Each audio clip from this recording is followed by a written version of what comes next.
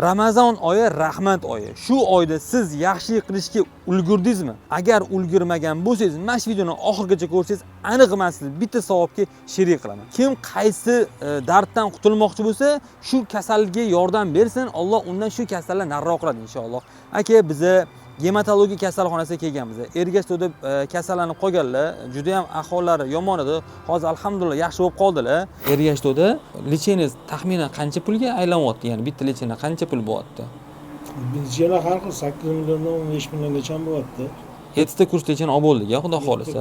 Holatingiz yaxshi inshaalloh. Ya'ni 3 ta olsak, xudo xolis oddiy bo'lib ketsa aka inshaalloh. 3 ta lecheniya qoldimi aka? 3 ta qoldi. Farzandlardan nechta Ergash aka? 2 ta qiz. 2 ta qiz farzandingiz bor ekan, inshaalloh. Yaxshi. Aka, qayerda ishlagansiz? Alfexda toker bo'lib ishlaganman. Oxirgi ishlagan joyim shu edi. Ergashdagi ozgincha yordam qilsak bo'ldi, yog'iga sog'lom hayotga qaytib, yana ishlar yaxshi bo'lib ketadi inshaalloh.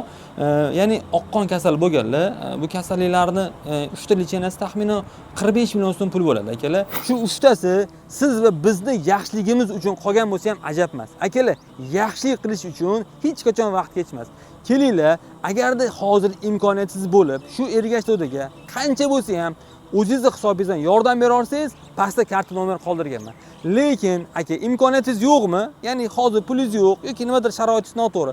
Shunda ham siz imkoniyatingiz bor yordam berishga. Ya'ni mana shu videoni tarqatasiz, like bosasiz, komment yozasiz. Aka, nima qilsangiz ham sizning nomingizdan hayotda oxirigacha, ya'ni hayot kunga yoki hayotdan 2-3 kun o'tib, sizning nomingizdan shu Ergashdagi har bitta deysiz uchun pul to'lab beramiz.